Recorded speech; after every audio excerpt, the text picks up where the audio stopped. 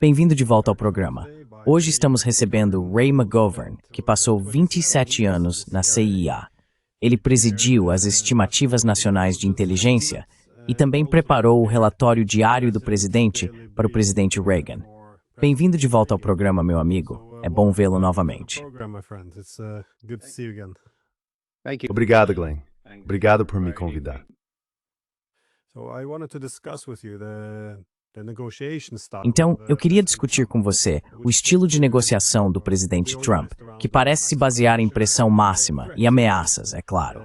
Mas parece que, pelo menos com as grandes potências, isso é um tanto ineficaz. Agora vemos que a China impôs contra-sanções realmente dolorosas, não apenas contra os Estados Unidos, mas também por meio do bloqueio de minerais de terras raras, o que ameaça desmilitarizar os Estados Unidos em certa medida. A Rússia não vai recuar 1 centímetro de seu objetivo central, de impedir a expansão da OTAN na Ucrânia. O Irã não vai ceder, independentemente do que esteja sendo feito. E até a Índia mostrou que está disposta a se afastar dos Estados Unidos se for aplicada pressão demais. Então, eu queria entender como você interpreta tudo isso, esse estilo de pressão máxima e de fazer acordos de Trump. Você acha que isso oferece uma alternativa real à diplomacia tradicional?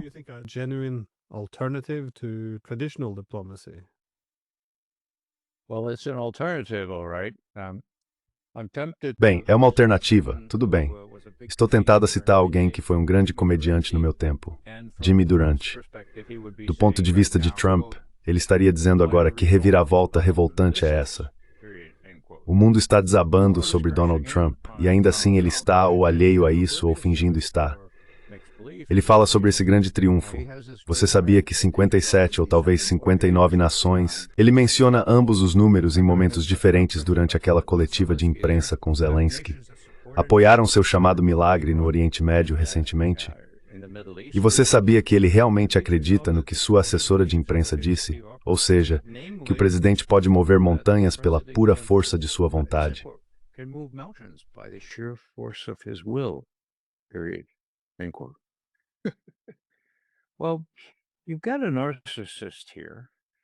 Bem, temos aqui um narcisista, e dos grandes. Agora, como lidar com um narcisista? Como lidar com um narcisista que está um pouco desconectado da realidade? Pois bem, Putin percebeu que a maneira de fazer isso é, e isso vem do meu psiquiatra favorito, um amigo aposentado, mas muito conhecido e respeitado.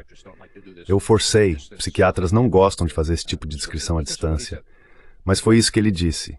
Ray, isso é bem simples. É um diagnóstico longo, certo? Não have acordado will der algum resistista ou tida antes exorcismo ter remetidamente a realidade. Be hell of our idol. It's this birthday in humilial. Without demeaning him. Try to help him clarify his real truth. Tente ajudá-lo a esclarecer seus verdadeiros interesses e reforçar qualquer tendência que ele tenha de compreender os outros de forma honesta.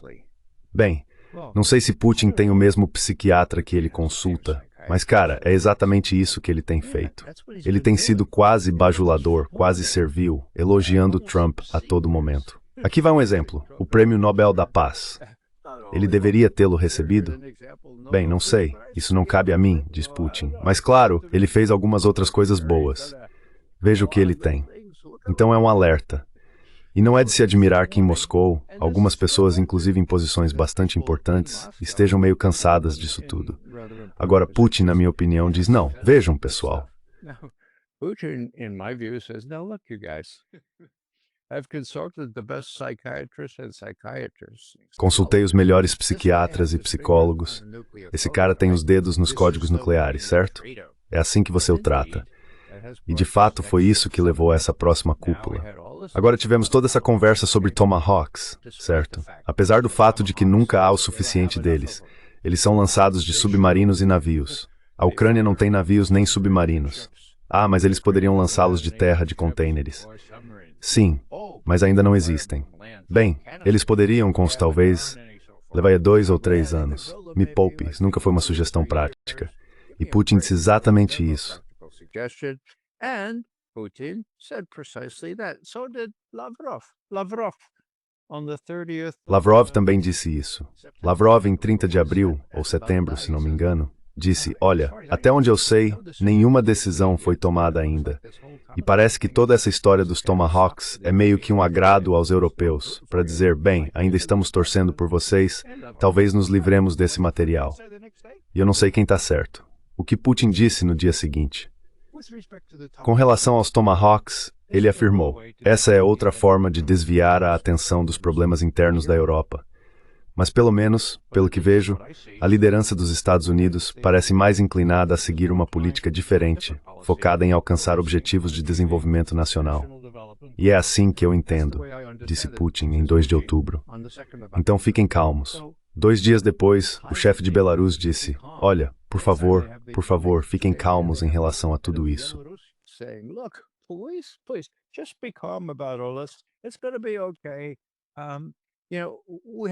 Vai ficar tudo bem. Sabe, a gente só precisa colocar isso em perspectiva. Muitos russos disseram, veja, há uma tendência a exagerar. E sabe, a Maria Zakharova diz novamente, veja, isso é um estilo. Temos que nos reconciliar com esse estilo. Então, o que quer que você pense dessa bajulação parece estar funcionando. E eu acho que isso é algo bom. Agora, o que temos é uma cúpula se aproximando. E antes disso, é claro, a grande questão sobre os Tomahawks. Eles se tornaram uma causa célebre nas últimas 3 semanas, embora não haja nada nisso. Mesmo que, como eu disse desde o início, 3 semanas atrás, seja uma distração, uma farsa. Não há Tomahawks que possam chegar à Ucrânia em tempo hábil para afetar o resultado, certo?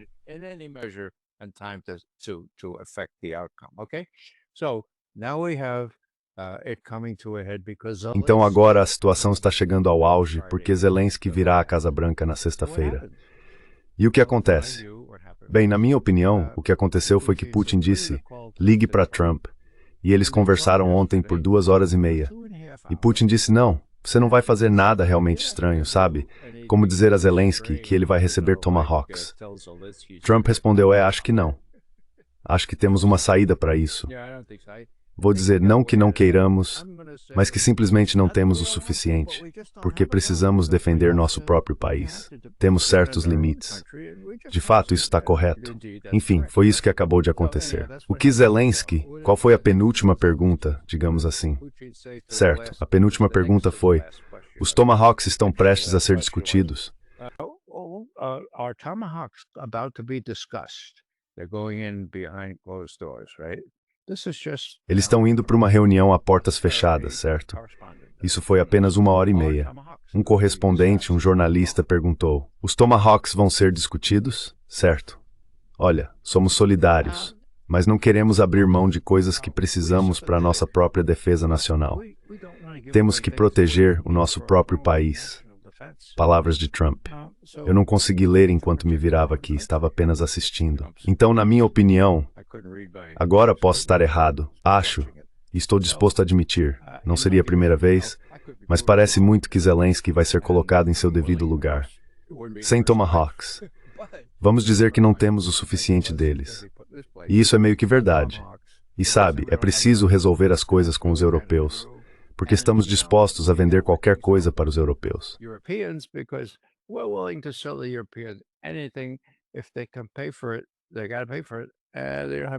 Se eles podem pagar por isso, então tem que pagar por isso. Eles não têm muito dinheiro.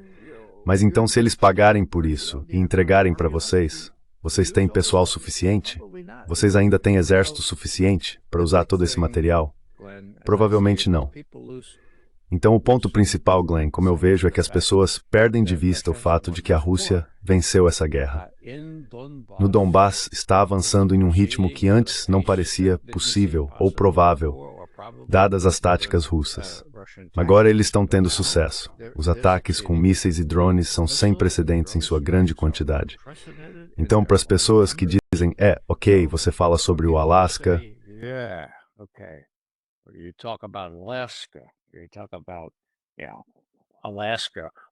Você fala sobre o Alasca. Que flexibilidade Trump mostrou no Alasca? E minha resposta para isso é nenhuma. Ele está vencendo. Você se lembra, ele está vencendo, certo? Então ele mostrou flexibilidade suficiente para ouvir Trump e dizer sim, não vamos ter um cessar-fogo imediato. Ao entrar, Trump havia dito algo como: "Ficarei terrivelmente desapontado com Putin se eu não conseguir algum tipo de cessar-fogo." Ele disse isso no avião a caminho, certo? Agora depois, ele acabou dizendo: "Bem, um cessar-fogo não é o que queremos. Queremos resolver o pacote completo, vamos ver que tudo vão em conta os interesses centrais da Rússia."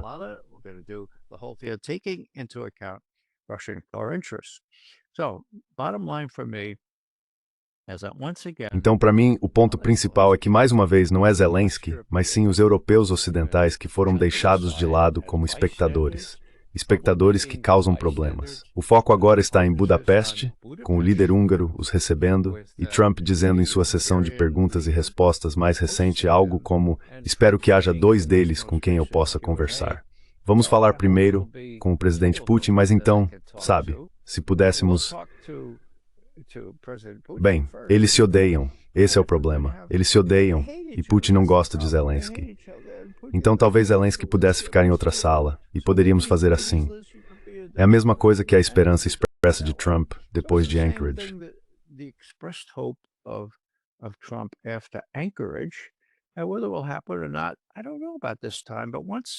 E se isso vai acontecer ou não, eu não sei desta vez. Mas assim que Zelensky perceber que essas promessas de apoio total da Europa são promessas vazias, assim que ele perceber que não vai receber tomahawks e coisas do tipo, se eu estiver certo na minha interpretação do que eles disseram ao entrar nessas negociações hoje, então há uma chance de que quando Putin e Trump se encontrarem, mesmo que Putin saia da sala e Trump diga: "Certo, Zelensky, entre aqui, é isso que decidimos, é assim que vai ser." Certo? E só mais 2 coisas. Uma são os 2 principais objetivos dessa ofensiva na Ucrânia, que não foi sem provocação, e eu posso provar isso. Os 2 objetivos eram a desmilitarização. The 2 aims were demilitarization. That means getting rid of most of the Isso significa eliminar a maior parte das forças armadas ucranianas, que haviam sido estruturadas de acordo com os padrões da OTAN desde 2014. Certo? Eliminá-las. E isso já está 90% concluído. Agora a outra questão: desnazificação. Essa é mais difícil de resolver. Será que os russos ficarão satisfeitos com um tipo de regime que elogia pessoas como Parubi e outros fascistas, pessoas que mostraram sua coragem durante a Segunda Guerra Mundial? Acho que não. Eles vão insistir nesse tipo de mudança e esperam poder contar com o apoio de Trump para corrigir a situação criada por, como era mesmo o nome dela, a ajuda de Victoria Nuland e Geoffrey Pyatt, nosso embaixador em Kiev, quando instalaram um regime de extrema-direita e neonazista, sabendo muito bem de que Zelensky acabaria tendo que depender.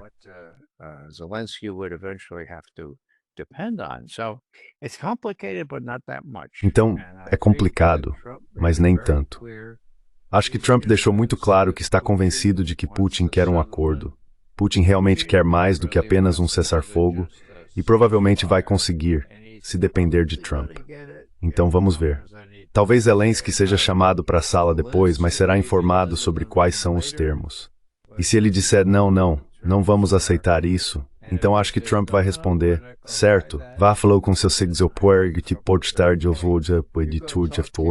Nós venderemos o que eles puderem pagar, mas eles estão quebrando, pelo amor de Deus." Encare a realidade. For God's sake, come to reality. Yeah, I've spoken to some Russian officials and they Sim, eu conversei com alguns oficiais russos e eles costumam repetir exatamente o que você acabou de dizer, que não devemos nos deixar levar demais pelo tom ou pela linguagem, que é apenas algo a que precisamos nos acostumar. Eles também parecem um pouco preocupados com o fato de que na mídia há reportagens quase tentando provocar uma resposta da Rússia, criando cada vez mais tensão. E claro, aos europeus, eles parecem muito ansiosos, ou talvez emocionais, em relação a toda a questão. Porque, quando os europeus foram convencidos a entrar totalmente nessa guerra por procuração em 2022, as circunstâncias eram bem diferentes. well, the circumstances were quite different. Now we see the Europeans essentially have to pay for everything. Agora vemos que os europeus basicamente têm que pagar por tudo. Eles não têm voz sobre como isso vai se desenrolar. O futuro da Ucrânia será decidido em Washington e Moscou, mas eles é que têm que pagar por tudo.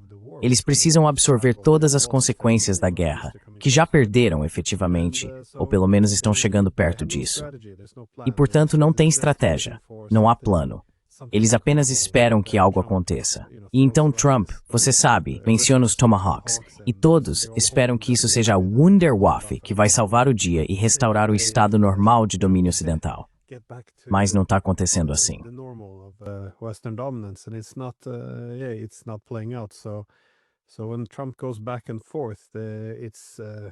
Então, quando Trump vai de um lado para o outro, isso abala as capitais da Europa, porque elas estão sempre se perguntando, ele está conosco ou contra nós? É interessante observar. Mas pela sua experiência em inteligência e análise de políticas, esse uso constante de ameaças, porque Trump realmente usa ameaças militares, sanções econômicas, insultos pessoais, como você vê isso? Aliás, ele faz insultos pessoais com bastante frequência, o que é bem ruim. No Egito, ele meio que insulta enquanto elogia. Ele acabou de se encontrar com Zelensky e tentou dizer o quanto ele está bonito com sua jaquetinha. Quero dizer, a maneira como ele se posiciona diante de líderes estrangeiros e fala com superioridade é algo notável. Você tem experiência com isso em negociações internacionais?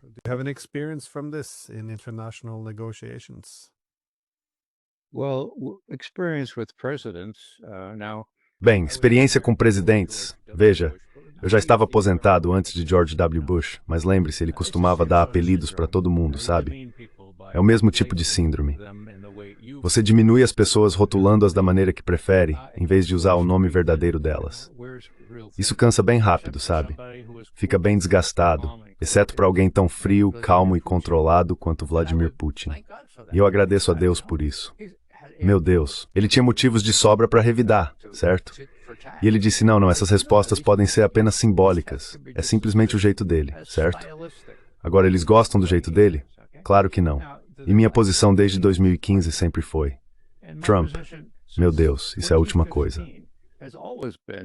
Trump, my God, that's the last thing. Trump will be the last person that the Russians... Trump seria a última pessoa que os russos gostariam de ver como presidente dos Estados Unidos com os dedos nos códigos nucleares. O que os russos mais valorizam acima de tudo é confiabilidade, proteção, previsibilidade, e Putin basicamente disse exatamente isso. É por isso que eu achei desde o começo que esse conto de fadas, de que os russos não apenas preferiam Trump, mas o ajudaram a se tornar presidente, era totalmente absurdo. Absurdo, maluco, certo? Agora já foi provado que era maluquice. Foi uma operação do Estado profundo, da mídia e dos democratas. Um caso difícil de desvendar, e embora eu aplaude os promotores que estão tentando responsabilizar essas pessoas agora, eles estão enfrentando uma batalha difícil. You know, they're facing an uphill battle. In any case, this demeaning sort of thing, you know... De qualquer forma, esse tipo de atitude depreciativa entra em cena. Mas as pessoas realmente maduras, como os iranianos, os chineses, os brasileiros, os russos, dizem, bem, você sabe esse cara, o Trump, para usar uma velha expressão de Lyndon Johnson, ele tem um grande chapéu, mas nenhum gado. Ele não percebe que a mudança no mundo, o equilíbrio de forças, já se deslocou completamente para esse outro lado. Ele está tentando preservar, contra todas as probabilidades, o modo como as coisas costumavam ser. Agora, o que isso significa na prática? Bem, uma das manifestações disso é o uso de linguagem obscena. Vou te dar um exemplo. Sou do Bronx, nós damos por exemplos. Vou te dar um exemplo. Você tem a Victoria Nuland em sua conversa com Jeffrey Pyatt. In her conversation with Jeffrey Pyatt. Now, let me just remind people. Agora, deixe-me apenas lembrar as pessoas de que isso aconteceu 2 semanas e meia antes do golpe em Kiev, em fevereiro de 2014.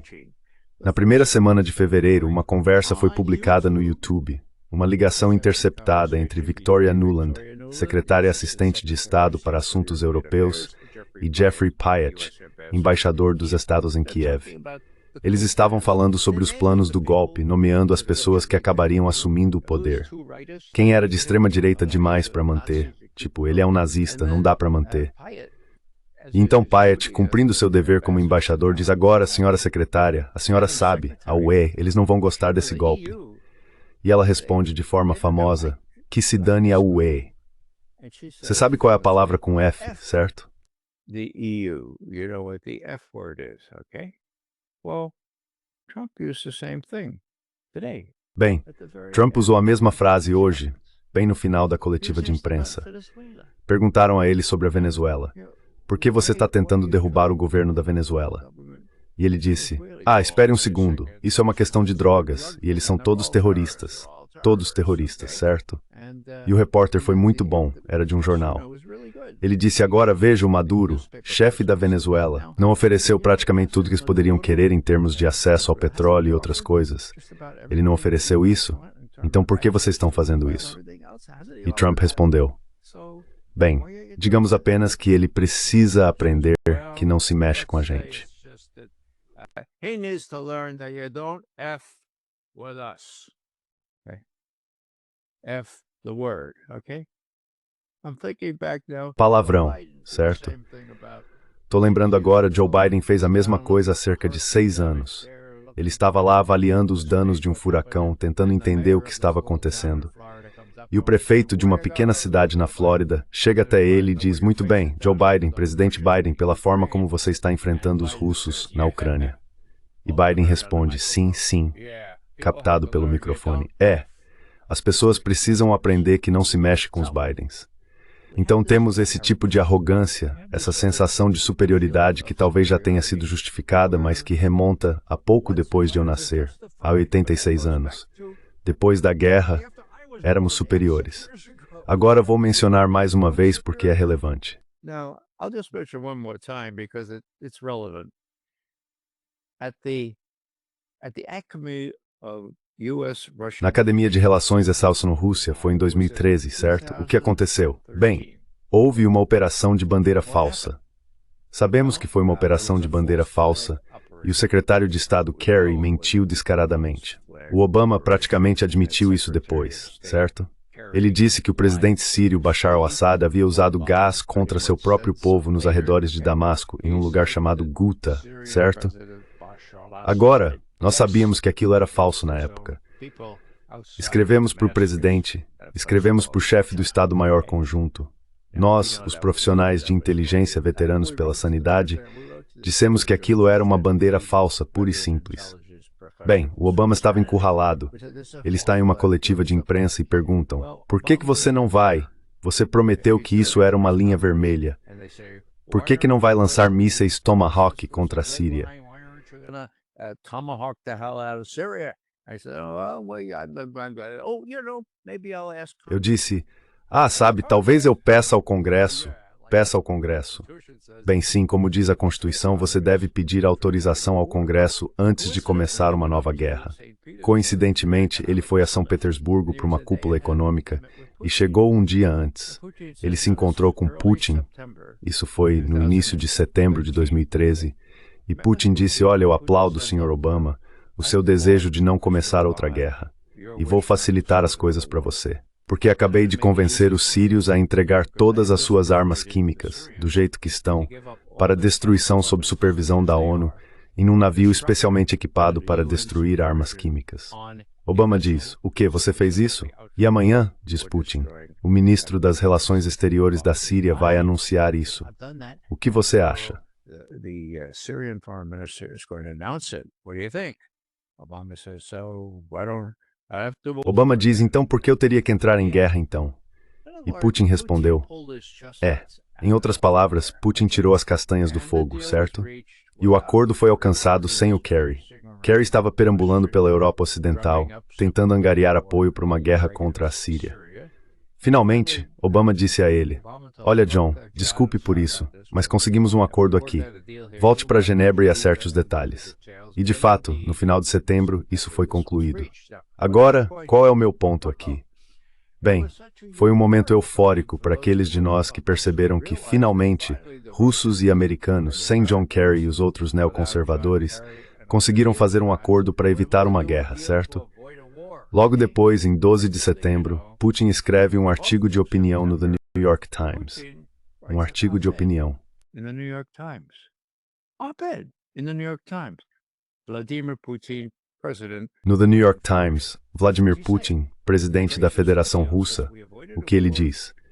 Ele elogia o acordo, diz que evitamos uma guerra E veja só, valorizo muito a crescente confiança que existe não apenas entre nossos dois países agora, mas também entre o presidente Obama e eu pessoalmente. No entanto, os russos, como você sabe, têm esse Adinaka. É sempre o golpe final. No entanto, devo dizer que não concordo com o que o presidente disse na semana passada em um importante discurso sobre o excepcionalismo americano, que alguns países são mais excepcionais do que outros. Acho que existem diferentes países. Eles diferem em seu avanço rumo à democracia, em sua pobreza ou em sua riqueza.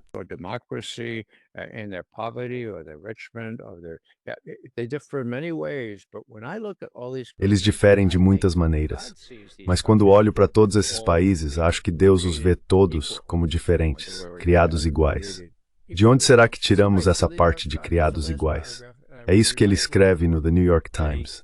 Esse é o último parágrafo. Fui informado de forma confiável que ele escreveu isso, ou digitou isso, pessoalmente. Certo, uau! Isso foi em 12 de setembro de 2013. O que aconteceu? Entra Victoria Nuland. Entra bem. 5 bilhões de dólares de apoio às aspirações ucranianas de se juntar ao Ocidente, como ela admitiu em dezembro de 2013. E então entra o golpe, que é o único golpe de que eu sei um pouco sobre golpes, que foi anunciado 2 semanas e meia antes no YouTube. Uma pequena observação aqui, Glenn.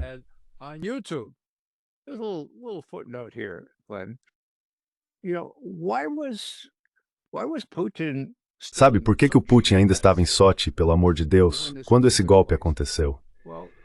Bem, pelo mesmo motivo que eu estava sentado confortavelmente em Washington. Quando um golpe é descoberto, não é um termo tão técnico na área de inteligência. Se você descobre um golpe, ele não acontece, certo? E além disso, Putin havia sido informado de que havia um acordo supervisionado pelo então ministro das Relações Exteriores da Alemanha, Steinmeier, junto com representantes britânicos e poloneses. Eles garantiriam uma transição pacífica de poder. Yanukovych realizaria eleições antecipadas e sairia discretamente.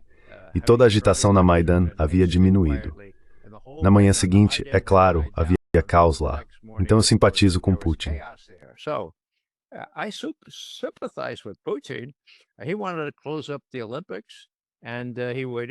Ele queria encerrar as Olimpíadas, então esperou para fazer isso e depois voltou. No dia seguinte, 15 de fevereiro de 2014, ele reuniu seu pessoal de segurança nacional e seus generais e perguntou: qual é a primeira coisa que precisamos fazer aqui? E eles disseram, com toda razão, bem, a última coisa que queremos é que a Crimeia, e nossa única base naval sem gelo durante todo o ano, se torne parte da OTAN. Então precisamos lidar com isso. E o que aconteceu? Bem, Putin disse, meu Deus, a Crimeia não fazia parte da Rússia no começo? E sim, fazia. Então o que aconteceu?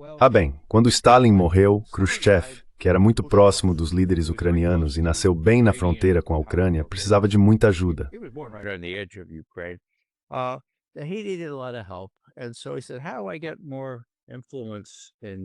E então ele disse, como eu consigo mais influência em Moscou que eu preciso? Stalin não precisava disso. E então ele decidiu, bem, sabe, isso realmente não importa, não é? A Ucrânia faz parte da URSS, vamos dar a Crimeia para a Ucrânia. Que diferença faz? Pois bem, então é claro, como você sabe, a União Soviética entrou em colapso e a Ucrânia se tornou uma nação independente. Meu Deus, a Crimeia passa a fazer parte da Ucrânia. E essa é a história que contaram. Consigo imaginar Putin dizendo, certo, bem, como foi que Khrushchev fez isso? Bem, naqueles tempos, senhor presidente, havia um ukaz, era assim que chamavam, um decreto. Então ele simplesmente assinou um ukaz e a Crimeia passou a fazer parte da Ucrânia.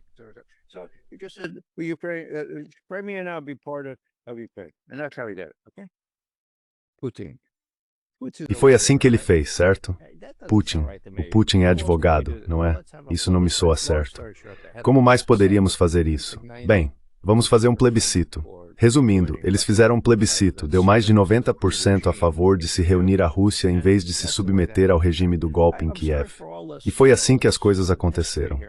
Desculpe por toda essa história aqui, mas quero destacar que, em meados de setembro de 2013, aquele foi o ponto alto recente da distensão. Uma reaproximação em desenvolvimento entre um Putin ponderado e um cara como Obama, que via mais mérito em negociar do que em fazer uma guerra que não queria travar. E então, em fevereiro, o que, 2 meses depois? Faça as contas. Acho que dá uns 6 meses, certo? You do the math. I think it's about 6 months, right? Okay. All of a sudden, Victoria Nuland and that crew. De repente, Victoria Nuland e aquele grupo convenceram Obama a tolerar um golpe em Kiev. Quero dizer, o que poderia dar errado? Talvez consigamos a Crimeia. Se não conseguirmos a Crimeia, se os russos tomarem a Crimeia, meu Deus, isso seria uma grande mancha para a Rússia e poderíamos sair por cima. A última coisa que vou dizer aqui, Glenn, e isso é meio que o mais importante, seja lá o que se diga sobre Obama, e há muito o que dizer sobre Obama, pelo menos ele foi sensato o suficiente, há 10 anos, em 2015, para dizer abertamente, olha, a pior coisa que poderíamos fazer pelos ucranianos seria dar a eles a ideia de que poderiam vencer uma Rússia muito mais forte. Pois é. Over a much stronger Russia. And he had a deputy secretary. E ele tinha um vice-secretário de Estado na época. Perdoem-me se já contei essa história antes, mas vale a pena repetir. O vice-secretário de Estado disse: sim, senhor. Senhor presidente, o senhor está absolutamente certo. Para cada arma que pudéssemos dar à Ucrânia, os russos poderiam igualar, e depois poderiam dobrar, e depois triplicar, e depois quadruplicar. Ponto final. Agora, quem era esse vice-secretário de Estado? O nome dele era Tony Blinken. Ele estava certo naquela época. Biden entra e diz, bem, não, talvez possamos fazer isso, talvez possamos enfraquecer a Rússia usando a Ucrânia. Então usamos a Ucrânia, como costumavam dizer, até o último ucraniano, ou mais propriamente a Ucrânia pelo tempo que for necessário, certo? For as long as it takes, okay? And even Trump, about 3 months ago, admitted. E até o próprio Trump, cerca de 3 meses atrás, admitiu, publicamente, numa coletiva de imprensa, que os ucranianos lutaram de forma muito, muito forte, valente, mas que não são páreo para uma Rússia muito mais poderosa. Agora, Biden não foi esperto o suficiente para perceber isso. Obama foi, e Trump também é. Então há esperança aí. Acho que Trump realmente gostaria de se livrar desse fardo, assim como Putin. Putin não precisa fazer muitas concessões, porque ele já venceu. O que ele quer é um acordo que trate dos interesses centrais, como dizem, da Rússia, o que significa nenhuma Ucrânia na OTAN e uma Ucrânia desmilitarizada ou neutra. A demilitarized or a neutral Ukraine. E uma das propostas mais sensatas que surgiu há algumas semanas, vinda do nosso amigo em comum Jeff Roberts, foi: olha, por que você não segue o exemplo da Finlândia durante e logo após a Segunda Guerra Mundial? Essa é uma possibilidade óbvia para a Ucrânia. Seja neutra, pelo amor de Deus. Talvez você tenha que abrir mão de alguns dos seus desejos, mas pelo menos manterá sua soberania, pelo amor de Deus, e prosperará. Assim como os finlandeses prosperaram 2 vezes quando decidiram, ops, não queremos enfrentar os nazistas, não queremos enfrentar os russos. Então, eles fizeram um compromisso. Agora você é de um país próximo à Finlândia.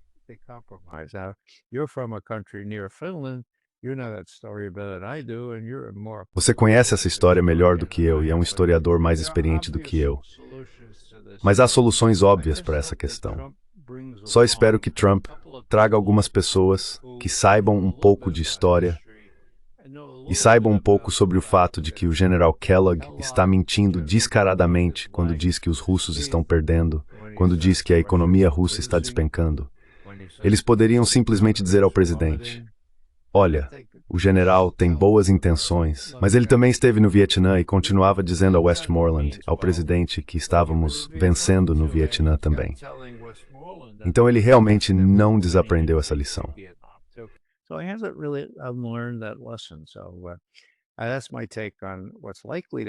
Então essa é a minha visão sobre o que provavelmente vai acontecer, espero, quando eles se reunirem. Bem, Trump está dizendo agora que será dentro de 2 semanas em Budapeste, e esse será o próximo capítulo dessa história. O ponto principal é que, embora haja resistência, e como nosso amigo Gilbert Doctorow diz, há muitas dúvidas nos círculos sociais e políticos soviéticos.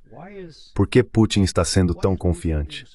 Por que ele diz a todo momento que Trump é honesto e que realmente quer acabar com essa guerra? Isso surgiu de uma forma muito específica há apenas 10 dias, quando o vice-ministro das Relações Exteriores, um sujeito chamado Sergei Ryabkov, disse: "Meu Deus, o espírito de Anchorage foi esgotado, ou extinto, dependendo da tradução da palavra russa." Extinguished, depending on your translation of the Russian word. And he took a lot of criticism, open. E ele recebeu muitas críticas, abertas, específicas, pessoais, por causa disso, de seus superiores, de pessoas próximas a Putin e do próprio Putin. Agora, isso é um sintoma, quer dizer, há muitas pessoas que foram completamente prejudicadas. Talvez a última coisa que eu diga sobre isso seja sobre Ryabkov. Quem é ele? Bem, ele foi embaixador aqui por muitos anos nos Estados Unidos. É o diplomata mais experiente depois de Lavrov. Provavelmente acabará assumindo o lugar de Lavrov. Mas ele teve uma experiência realmente ruim. Enfim, basta dizer que quando os russos ofereceram seu projeto de tratado, que poderia facilmente ter evitado a guerra na Ucrânia, e Blinken disse, nem vamos responder a isso, e Stoltenberg, da OTAN, disse não, bem, tudo bem. Stoltenberg, we said no, okay. Well, there were people taking it seriously. Bem, havia pessoas levando isso a sério. E Putin e Biden, veja bem, marcaram um encontro em Genebra para os dias 9 e 10 de 2022, com Wendy Sherman liderando o grupo do Departamento de Estado e um sujeito chamado Sergei Ryabkov chefiando a delegação russa. Então eles se reúnem no dia 9, certo? E Ryabkov diz, segunda-feira, que bom encontrá-la, é ótimo podermos fazer isso durante o jantar. Estamos muito entusiasmados, Ushakov. Depois que terminou de divulgar o resumo da ligação telefônica entre Biden e Putin no dia 30 de dezembro, apenas 10 dias atrás, nós comemoramos no Ano Novo. Foi ótimo. Então vamos direto ao ponto. Vamos negociar esse compromisso que Biden assumiu na ligação telefônica de não colocar mísseis de ataque ofensivo na Ucrânia. Not to put offensive strike missiles in Ukraine. And Wendy said, huh? E Wendy disse, hã? E Ryabkov respondeu, como assim, hã? Você não tem instruções para detalhar isso aqui? Nunca recebi nenhum aviso, certo? Isso foi nos dias 9 e 10 de janeiro. Em 21 de fevereiro, um mês depois, Lavrov encurrala Blinken, que por acaso estava em Genebra na época. Ele diz, Tony, o que é isso? Seu presidente prometeu em 30 de dezembro de 2021 não colocar mísseis de ataque ofensivo na Ucrânia. Achamos que isso era algo importante, porque atendia a 5 dos 8 pontos que apresentamos naquele rascunho de tratado. Ficamos muito satisfeitos. E quando chegaram a Genebra, Wendy Sherman disse que nunca tinha ouvido falar disso. O que está acontecendo, Tony? E ele responde, esquece, o presidente estava sozinho em casa no Natal. At home alone over Christmas, okay? He was in Delaware. That's where he lives. Ok, ele estava em Delaware. É lá que ele mora. E nem Sullivan nem eu estávamos com ele. Então esqueça isso. Não vamos impor nenhum limite aos mísseis de ataque ofensivo na Ucrânia. Podemos talvez conversar sobre limitar o número deles ou algo assim, mas esqueça o que você diz que Biden prometeu. Agora, isso não caiu muito bem, certo? E apenas 3 semanas depois, a última conversa entre Biden e Putin, a última mesmo, foi uma ligação telefônica em 12 de fevereiro, apenas 10 dias antes da invasão da Ucrânia. O comunicado dizia que Biden se recusou a falar sobre a promessa que fez de não introduzir mísseis de ataque ofensivo na Ucrânia, e também se recusou a falar sobre a recusa em colocar a Ucrânia na OTAN. Então, 10 dias depois, ocorreu a invasão da Ucrânia. Invasion of Ukraine. There are lots of other reasons why I say that invasion. Há muitas outras razões pelas quais eu digo que aquela invasão não foi sem provocação, certo? Foi provocada até não poder mais, certo? Foi em larga escala, que é o outro rótulo que usaram, não foi em larga escala. Cerca de 90 mil soldados, para onde eles foram? Foram em direção a Kiev. O que aconteceu? Pararam. Por que pararam? Porque Putin e Zelensky pessoalmente colocaram seus representantes para negociar um acordo que foi alcançado em Istambul no início de abril de 2022, 6 semanas depois do início da guerra. E como sinal de boa vontade, os russos que tinham estacionado aqueles tanques em uma rodovia, o que é isso na rodovia, certo? Eles não ficaram atolados na lama, como muita gente disse. Eles foram pela rodovia, depois pegaram a mesma rodovia, deram ré ou viraram, e voltaram para casa. as a gesture of goodwill because they had initial Por quê? Como um gesto de boa vontade, porque eles tinham um acordo inicial, esse tratado, esse entendimento, que também incluía uma proibição de a Ucrânia entrar na OTAN. Então, qual é o resumo disso? Não foi uma invasão em larga escala. Foi uma invasão limitada para assustar Zelensky, a ponto de ele chegar a um acordo e dizer, tudo bem, agora renunciamos a qualquer intenção de fazer parte da OTAN. O que aconteceu? Bem, temos os negociadores ucranianos, assim como os negociadores russos, explicando exatamente o que aconteceu. Boris Johnson entrou em cena a pedido dos Estados e do Reino Unido e disse, não assine, não assine.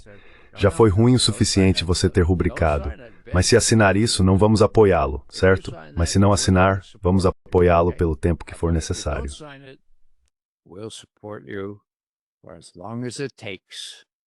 And sadly, Glenn, now is the time. E infelizmente, Glenn, agora é a hora. Levou o tempo que levou.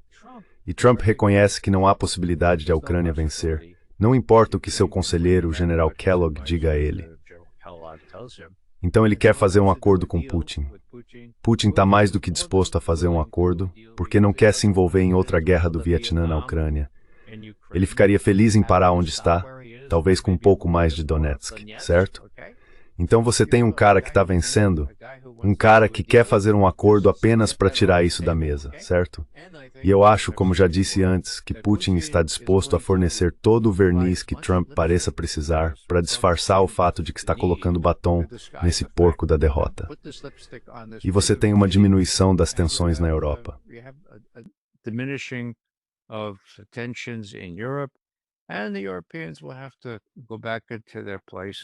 E os europeus terão que voltar para casa e dizer, bem, isso foi uma má ideia. Vamos agora voltar nossa atenção para reabilitar nossos próprios países e não desperdiçar muito dinheiro comprando armas americanas para vender aos ucranianos, que não têm dinheiro nem tropas. Quero dizer, fora isso, é um ótimo negócio que foi proposto. Vender para os europeus entregarem a Zelensky, e Zelensky não ter tropas nem especialistas para usá-las. Tenha em mente que os Tomahawks exigiriam ipso facto anos de pessoal dos Estados Unidos operando-os e todos os sistemas envolvidos nesse projeto. E isso é algo que tanto Trump quanto Putin não querem ver acontecer.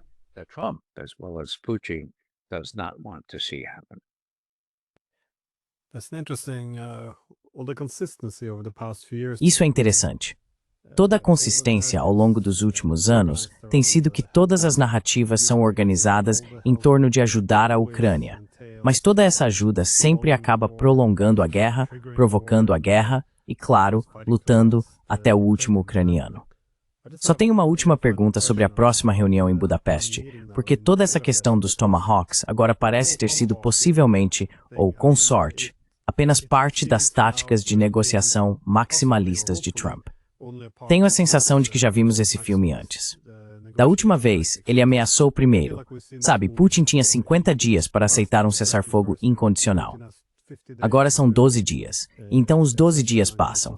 E em vez de impor sanções devastadoras, ele concorda em se encontrar com Putin e eles vão para o Alasca. E a única coisa que Trump havia exigido, um cessar-fogo incondicional, é não rairam na mesa.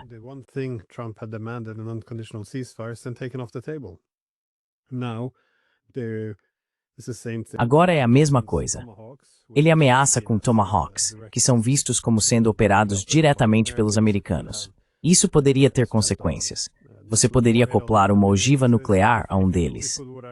Quero dizer, se isso realmente acontecesse, seria uma grande escalada. E então, enquanto Zelensky embarca no voo para Washington, cheio de entusiasmo por achar que vai conseguir novos mísseis para mudar o rumo da guerra, tenho certeza de que você viu o vídeo. Ele chega aos Estados Unidos e não há ninguém lá para recebê-lo. Provavelmente foi nesse momento que ele começou a pensar que algo deu errado. E novamente, Trump ligou para Putin e em vez de enviar os Tomahawks, eles concordaram em se encontrar.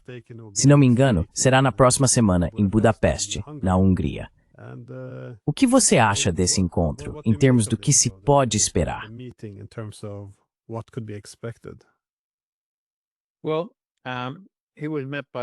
Bem, ele foi recebido pelo chefe de protocolo quando aterrissou, Zelensky foi.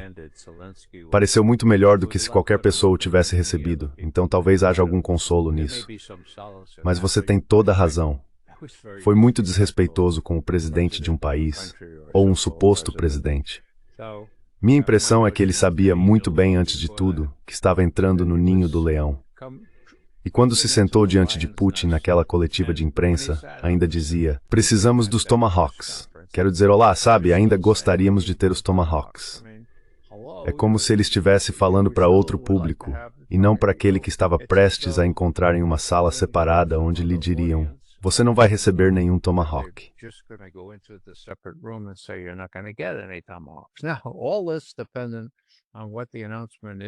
Agora, tudo isso depende do que será anunciado, provavelmente dentro da próxima hora, sobre como essas discussões se desenrolaram.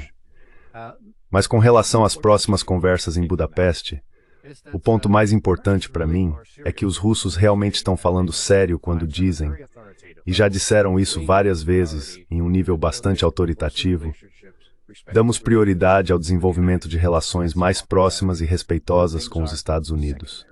Essa é a nossa prioridade. Outras coisas são secundárias, outras coisas. Ucrânia, secundária.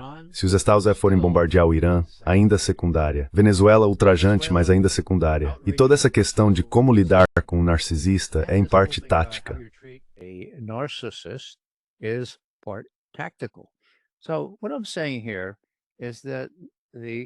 O que estou dizendo aqui é que o que há de incomum, pela minha experiência como sovietólogo ou kremlinólogo, é que os russos nunca deixaram tão claro que dão prioridade absoluta a desenvolver uma relação melhor com os Estados Unidos. Eles sabem que provavelmente terão o Trump por mais 3 anos, o único cara com quem podem trabalhar. Eles o veem como muito mais flexível do que o Biden. Quer dizer, é um elogio meio envenenado, suponho. Mas é isso. Ele tem um acordo. E além disso, estamos vencendo, diz Putin. Estamos vencendo. Isso é grande, certo? Então, o que você vê eles fazendo? Você mencionou esse aviso de 50 dias, uso da Ucrânia, ou então sanções devastadoras. A Rússia lidou muito bem com as sanções, mas será que todas são terríveis?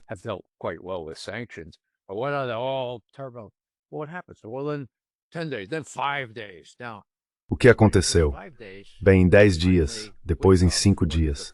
Quando chegou a 5 dias, Witkoff finalmente foi até o presidente e disse: o que você vai fazer? Vai impor sanções devastadoras? Os russos são imunes às sanções. Vai sancionar a China e a Índia também? Isso não vai funcionar. Deixe-me ir a Moscou e ver se conseguimos fazer algum tipo de acordo. Foi assim que aconteceu. Trump disse: tudo bem, vá a Moscou. Witkoff passa 2 horas e meia com Putin e eles decidem: bem, aqui está uma maneira de desviar a atenção de tudo isso. Vamos a Anchorage, vamos conversar no Alasca, vamos fazer uma cúpula. E você sabe, há muita coisa boa nisso para o Putin.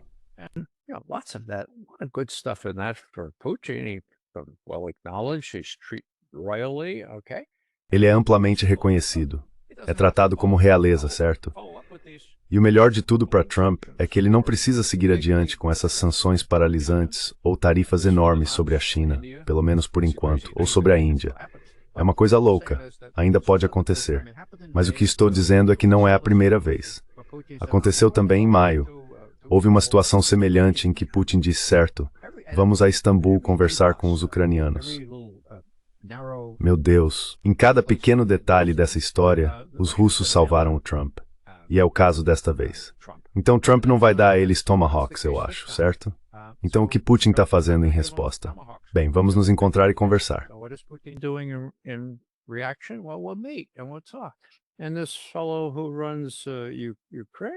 E esse sujeito que comanda a Hungria é um cara bem razoável, e isso vai mostrar ainda mais divisão na Europa.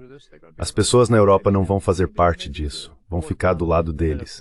Talvez o chefe da Hungria diga a ele: faça um resumo 5 dias depois, mas nós é que vamos fazer o trabalho pesado. Agora, isso vai dar em alguma coisa? Bem, eu não sei. E de certo modo, Putin não está nem aí. Ele está vencendo, certo? Contanto que consiga evitar o pior. Basta dizer que ele quer continuar vencendo até não sobrar mais exército ucraniano. E isso provavelmente vai acontecer antes do fim deste ano, segundo me dizem meus especialistas militares.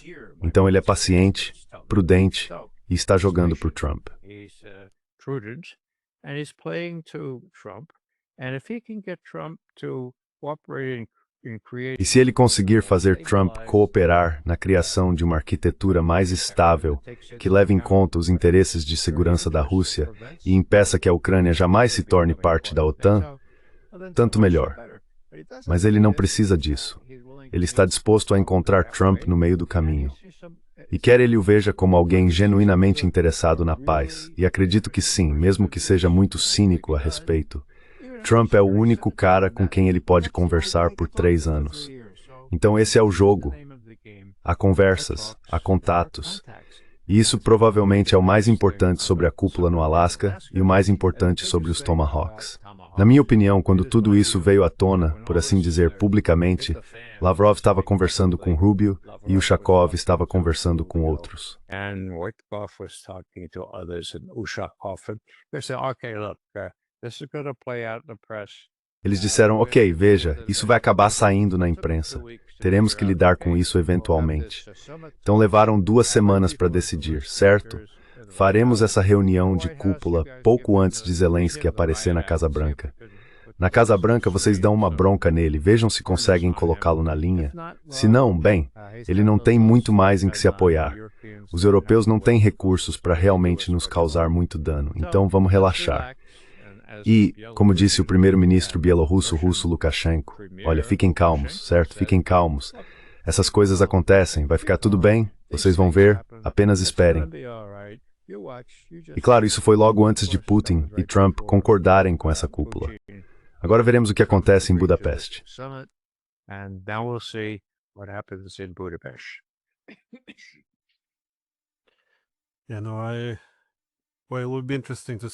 Bem, vai ser interessante ver o que vai sair disso. Mas você tem razão. Os europeus não estão nada satisfeitos que isso esteja sendo organizado em Budapeste, porque eles até puniram Orbán por visitar Moscou e tentar fazer Zelensky e Putin encontrarem algum tipo de compromisso político. Então, eles não estão nada felizes com isso. Mas, novamente, não há muito que se possa fazer a respeito agora. Acho que os europeus estão bastante perdidos neste momento.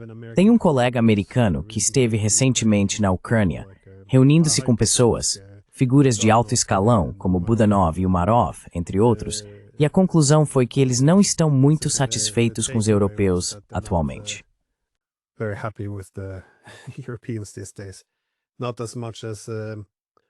Não tanto quanto Arstovich, é claro, que agora basicamente culpa os europeus por grande parte disso. Mas será bastante interessante. Não acho que meu otimismo sobre o que realmente pode ser alcançado seja limitado. Acho que Trump é otimista demais em relação às suas relações pessoais. Mas como você disse, a guerra está chegando ao fim por conta própria. Então, se for possível evitar que ela se espalhe, especialmente uma guerra entre os Estados e a Rússia, isso seria a vitória. Rei, muito obrigado por seu tempo. Sempre adoro conversar com você. Obrigado, mais uma vez.